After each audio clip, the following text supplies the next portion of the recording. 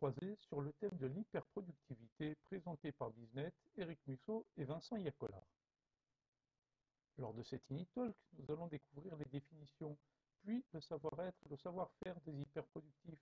Ensuite, nous verrons quels systèmes ils utilisent pour gagner en productivité. Et enfin, nous parcourrons les moyens de propagation. La productivité est une mesure de rendement, rapport entre le résultat d'une activité productive et les facteurs de production utilisés pour y parvenir. Il prend ses origines dans le monde de la production. Être productif, c'est avoir une grande productivité. La productivité a plusieurs niveaux, super, hyper, ultra, à chacun son rythme, à chacun son style. On est hyper productif lorsqu'on est au-dessus de la normale, en évitant l'ultra-productivité trop extrême, voire excessive.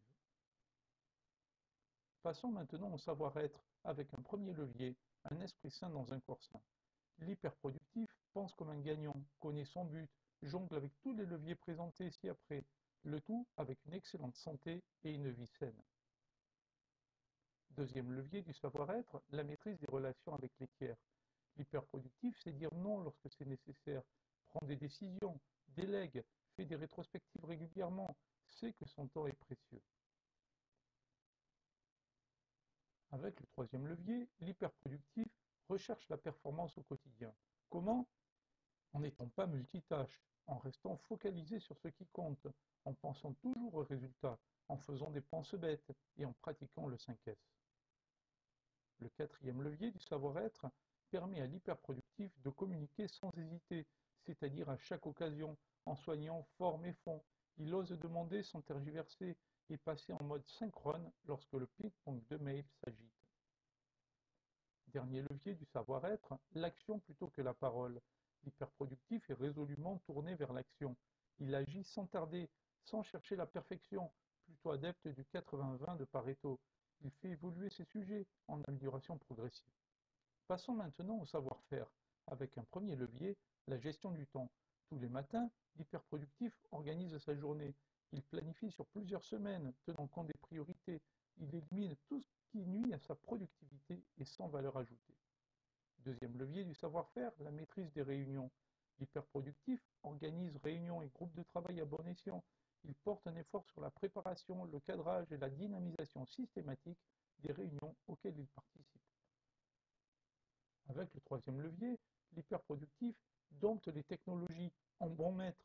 Il s'appuie sur les TIC pour alerter, faire des rappels, les utilise à chaque occasion pertinente. Il reste néanmoins maître des TIC en gardant le contrôle.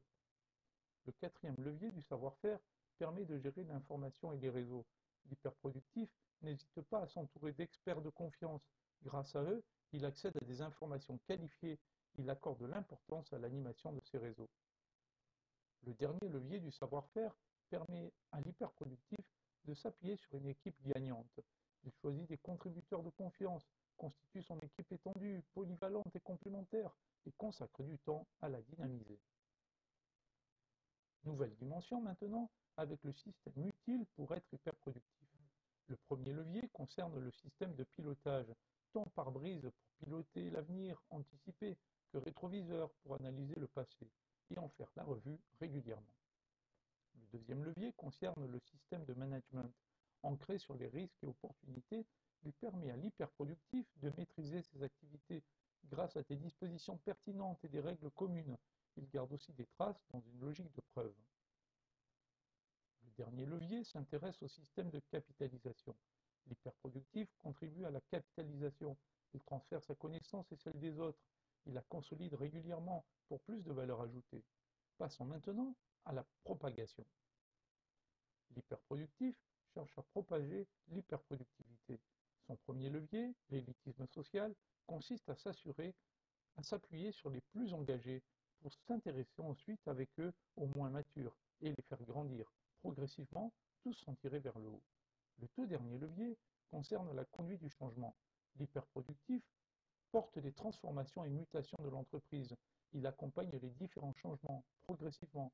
Il cherche à motiver sans manipuler. Nous voici au terme de cet Talk sur l'hyperproductivité. Merci de votre attention et participation. Si vous avez des questions, commentez, chattez et à bientôt sur les lignes de parcours croisés.